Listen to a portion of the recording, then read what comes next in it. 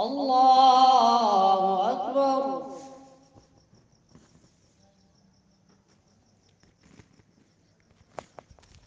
الحمد لله رب العالمين الرحمن الرحيم مالك يوم الدين.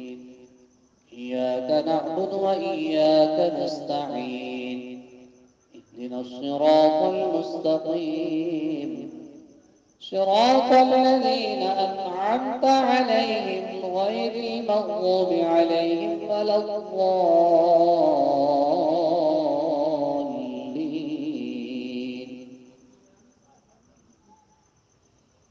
والصافات صفا فالزاجرات زجرا فالتاليات ذكرا إن إلهكم لواحد رب السماوات والأرض وما بينهما ورب المشارق. إنا زينا السماء الدنيا بزينة الكواكب وحفظا من كل شيطان مارد. لا يسمعون إلى الملأ الأعلى ويقذفون من كل جانب دحورا ولهم عذاب واصب. إلا من خطف الخطفة فأتبعه شهاب ثاقب. فاستفتهم أهم أشد خلقا أم من خلقنا إنا خلقناهم من طين لازب. بل عجبت ويسخرون وإذا ذكروا لا يذكرون وإذا رأوا آية يستصغرون وقالوا إن هذا إلا سحر مبين. أإذا متنا وكنا ترابا وعظاما أإنا لمبعوثون أو آباؤنا الأولون. قل نعم وأنتم داخرون. فإنما هي زجرة واحدة فإذا هم ينظرون. وقالوا يا ويلنا هذا يوم الدين. هذا يوم الفصل الذي كنتم به تكذبون. احشروا الذين ظلموا وأزواجهم وما كانوا يعبدون من دون الله فاهدوهم إلى صراط الجحيم. وقفوهم إنهم مسؤولون. ما لكم لا تناصرون بل هم اليوم مستسلمون. وأقبل بعضهم على بعض يتساءلون.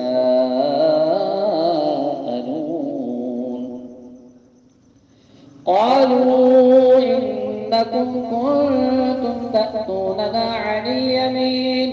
قالوا بل لم تكونوا مؤمنين وما كان لنا عليكم من سلطان بل كنتم قوما طاغين. فحق علينا قول ربنا إنا لذائقون. فأغويناكم إنا كنا غاوين. فإنهم يومئذ في العذاب مشتركون. إنا كذلك نفعل بالمجرمين. إنهم كانوا إذا قيل لهم لا إله إلا الله يستكبرون ويقولون أئنا لتاركو آلهتنا لشاعر مجنون. بل جاء بالحق وصدق المرسلين. إنكم لذائق العذاب الأليم. وما تجزون إلا ما كنتم تعملون إلا عباد الله المخلصين. الله أكبر. الحمد لله رب العالمين الرحمن الرحيم مالك يوم الدين إياك نعبد وإياك نستعين اهدنا الصراط المستقيم صراط الذين أنعمت عليهم غير المغضوب عليهم ولا الضالين. أولئك لهم رزق معلوم فواكه وهم مكرمون في جنات النعيم على سرر متقابلين يطاف عليهم بكأس من معين بيضاء لذة للشاربين لا فيها غول ولا هم عنها ينزفون. وعندهم قاصرات الطرف عين كأنهن بيض مكنون فأقبل بعضهم على بعض يتساءلون قال قائل منهم إني كان لي قرين يقول أئنك لمن المصدقين أئذا متنا وكنا ترابا وعظاما أئنا لمدينون قال هل أنتم مطلعون فاطلع فرآه في سواء الجحيم قال تالله إن كدت لتردين ولولا نعمة ربي لكنت من المحضرين أفما نحن بميتين إلا موتتنا الأولى وما نحن بمعذبين إن هذا لهو الفوز العظيم لمثل هذا فليعمل العاملون أذلك خير نزلا أم شجرة الزقوم إنا جعلناها فتنة للظالمين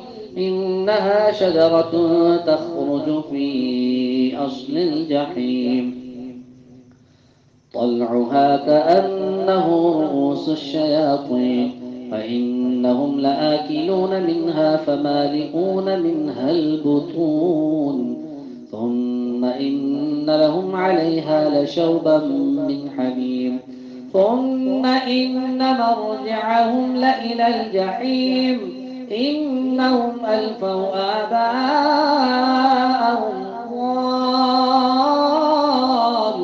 ضالين فهم على آثارهم يهرعون ولقد ضل قبلهم أكثر الأولين ولقد أرسلنا فيهم منذرين فانظر كيف كان عاقبة المنذرين إلا عباد الله المخلصين.